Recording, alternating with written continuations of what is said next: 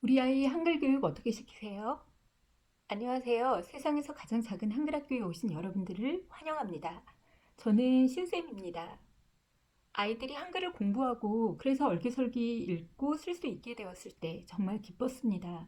앞서 말씀드린 것처럼 첫 아이는 좀 우여곡절이 있었고 둘째와 셋째는 일사천리로 한글 교육이 진행되었죠.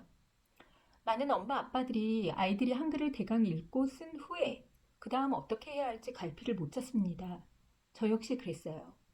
어린이 동화를 줄줄 읽어주면 좋겠지만 한글을 겨우 읽고 쓴다고 긴 지문글을 줄줄 읽는 기적과 같은 일은 보통 일어나지 않습니다. 특히 해외에서는요. 적어도 저희 집 새아이에게는 일어나지 않았습니다. 우선 한글은 아주 과학적이고 쉬운 글자이지만 한국어의 맞춤법과 문법들은 쉽지가 않습니다. 저는 제가 한국인으로 태어나 한국어를 모국어로 하는 것이 참 좋은데요. 아마 외국인으로 태어났으면 쉽지 않았을 것 같아요. 우리 아이들은 사실 한국인과 외국인 사이 어디쯤에 걸쳐 있죠.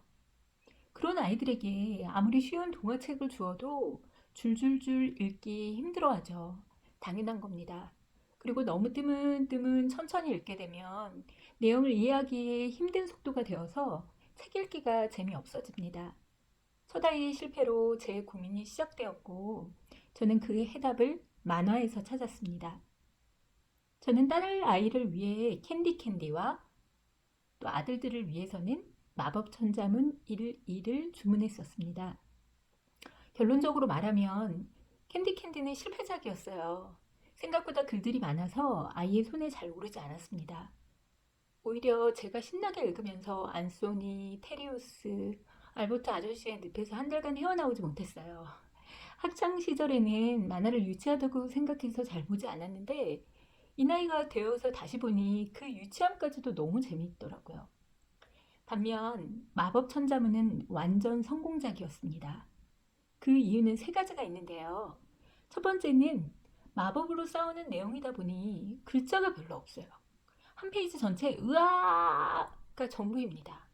그리고 이런 감탄사나 효과음은 알다시피 받침이 많은 어려운 글자가 적었어요. 모음이 길게 끌어주니까요. 저는 글자가 별로 없다는 것이 너무 마음에 들었습니다. 둘째는 이 손오공이 마법 카드를 모아 싸우는 이야기가 그 이야기 자체가 매우 흥미진진하고 그림도 아주 예뻐요. 아이들 수준에 잘 맞았지만 남편도 함께 즐겁게 보았습니다. 세 번째 이유가 가장 중요한데요. 바로 한자를 배울 수 있다는 겁니다. 아이들의 한국어 실력이 늘어나면 어휘의 수준이 올라가면서 한자어를 피할 수 없는데요. 기본 한자들을 배워가면서 어휘의 수준과 양을 늘릴 수 있다는 것이 가장 좋은 점이었어요. 영어의 접두어나 접미사처럼 한자를 좀 알면 단어의 뜻을 유추해 볼 수 있게 되는 거죠. 그러면서 어휘가 늘어납니다. 저는 사실 학창 시절 모든 교과 중에 한자가 가장 싫었거든요. 과목을 싫어하다 보니 성적도 좋지 않았고 지금도 한자 실력은 별로인데요. 미국에서 태어난 저희 집 아이들이 한창 마법 천자문 전성기 때는 저보다 한자를 더 알았고요. 한자에 홀딱 빠져서 엄마, 소파는 작을수의 격팔 파자야? 묻기도 했습니다. 저는 소파는 영어야. 이야기해줬죠. 가끔 중국 음식점에 가면 쉬운 한자를 읽고 신기해하기도 했었고요. 마법 천자문을 너무 좋아해서 지금도 한국에 갈 일이 있으면 새로운 책들을 구입해 오곤 합니다. 집에는 지금 47권이 쭉 아이들 침실에 비치돼 있어요. 언어라는 것은 쓰면 쓸수록 늘고 안 쓰면 잊혀지는 것입니다. 그래서 꾸준히 지금까지도 아이들 한글 교육을 시키고 있는데요. 저는 독해 문제집을 사용합니다. 한글을 떼고 그 다음 어떻게 교육시킬까 고민할 때 고등학교 때 했던 영어 리딩 튜터가 생각나더라고요. 흥미있는 지문들을 읽고 문제 푸는 것. 저는 재미있었거든요. 그래서 제 경험을 살려서 아이들이 독해 문제집을 풀어보면 어떨까 하고 찾아보니 이미 다양하게 나와 있더라고요. 역시 세상은 제 생각보다 항상 빠릅니다. 이미 다 잘 나와 있었어요. 그 중에서 제가 활용한 책은 똑똑한 유아 독해라는 책이었습니다. 이야기글, 지식글, 생활글 세 종류가 각각 세 단계로 되어 있는 9권짜리 책입니다. 특히 생활편을 잘 활용했어요. 저는 한글이 실생활에서 활용되는 것이다 라는 느낌을 주고 싶었습니다. 아무래도 해외에 있다 보니 이게 무슨 소용이야 라고 생각할까 봐서요. 아이들의 특성에 맞춰 호기심이 많은 아이들은 지식글, 동화를 좋아하는 아이들은 이야기글도 좋은 접근이 될 수 있겠죠? 사실 매일 한 장씩 계속 한글 공부를 하게 하고 싶었지만 아이들 역시 학기 중에는 해야 할 일이 많아서 자꾸만 서로에게 힘이 들게 되더라고요. 아이들이 숙제가 많은 학교에 다니기도 했고 또 태권도나 피아노처럼 특별 활동들도 해야 해서 무리가 되는 것 같았습니다. 하기로 하고 안 하는 것은 교육적으로 별로 좋지 않으니까 과감하게 학기 중에는 안 하기로 결정하고 방학 때만 하루 한과 주중만 한글 공부를 하고 있습니다. 그러다 보니 우리 아이들의 수준과 한글 수준이 같이 성장하지는 못해서 좀 어려움이 있었습니다. 아이가 학교에 진학하고서는 영어로의 쏠림이 너무 커져서 예를 들어 아이는 3학년인데 한글 수준은 아직 1학년이고 한글 수준에 맞추자니 내용이 너무 어리며 좀 유치해 보이는 거예요. 제 생각에 이런 문제들은 해외에서는 대부분 겪는 문제인 것 같습니다. 저는 그럼에도 꾸준히 해야 한다고 생각하는데요. 아이에게는 끊임없이 설득했어요. 괜찮다.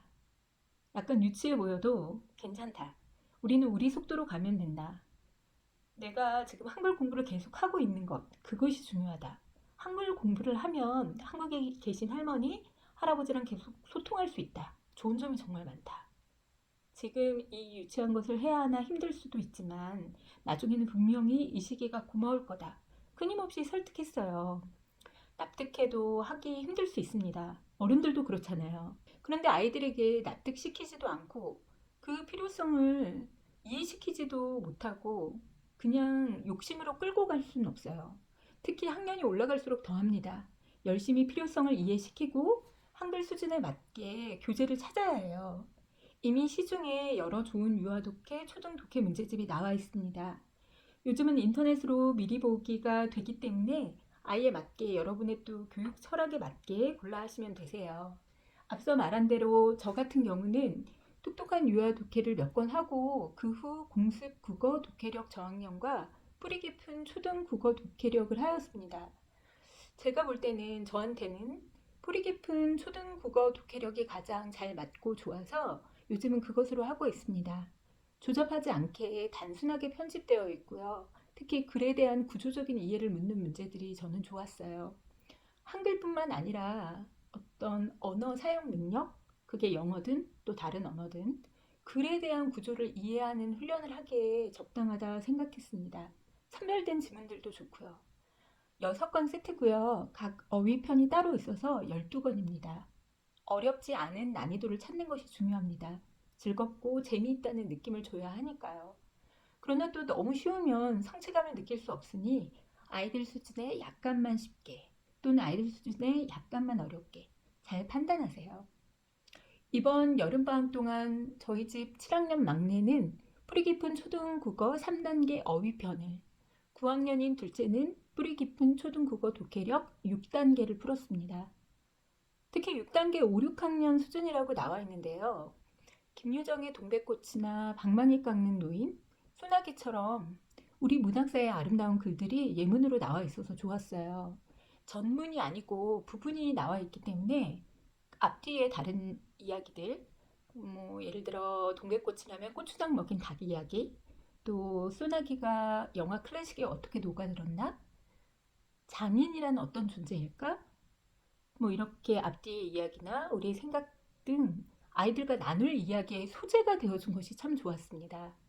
대학생이 된 첫 아이에게 문제집 풀이는 좀 안 맞는 것 같아서 둘째, 셋째 채점을 시키고 있어요. 어깨 너머라도 좀 접하라고요.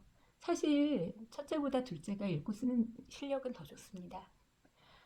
그리고 한국어만 집에서 쓰게 하면서 신경을 쓴다 해도 집에서 쓰는 어휘라는 것은 한계가 있습니다.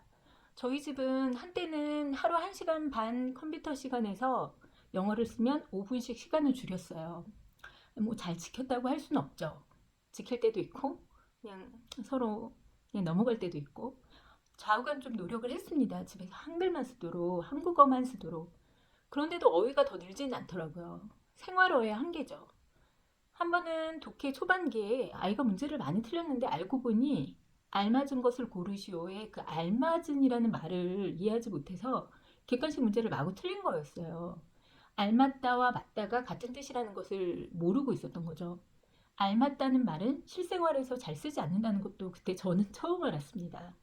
글을 읽지 않고 깊이 있는 어휘가 는다는 것은 제 생각에는 불가능한 일입니다. 문제를 풀면서 내가 얼마나 이해했나 가늠할 수 있고 그 일련의 모든 과정에서 어휘가 늘게 되죠. 다만 공부한 그 어휘를 다 기억하기는 요구하지 마시고 그냥 다양하게 또 반복해서 접하면서 자연스럽게 늘기를 기대해야 합니다. 쉽지 않은 일이죠. 저도 늘 어렵습니다. 요즘 존버라는 말이 유행하죠. 저는 한글 교육도 마찬가지라고 생각합니다. 1, 2학년 때 한국에서 온 아이들은 당연히 이쪽에서 태어난 저희 집 아이들보다 훨씬 한국어를 잘하고 잘 쓰고 잘 읽었지만 몇 년 동안 전혀 한글 공부를 하지 않은 경우 저희 집 아이들의 어휘 수준이 더 나은 경우를 볼 수 있었습니다. 언어란 쓸수록 늘고 쓰지 않으면 녹슬어 버리죠. 꾸준히 하면서 버티면 어느덧 내 근육이 됩니다. 적절한 교재를 찾고 공부할 수 있도록 격려하고 또 즐겁게 공부할 수 있도록 환경을 조성해주는 일을 엄마, 아빠, 선생님들이 꾸준히 해줄 때 우리 아이들이 값진 한글 근육질을 갖출 수 있게 될 것입니다. 엄마, 아빠 화이팅입니다. 자, 그럼 다음 시간에는 지역 한글 학교 보낼까에 대해 이야기하겠습니다. 감사합니다.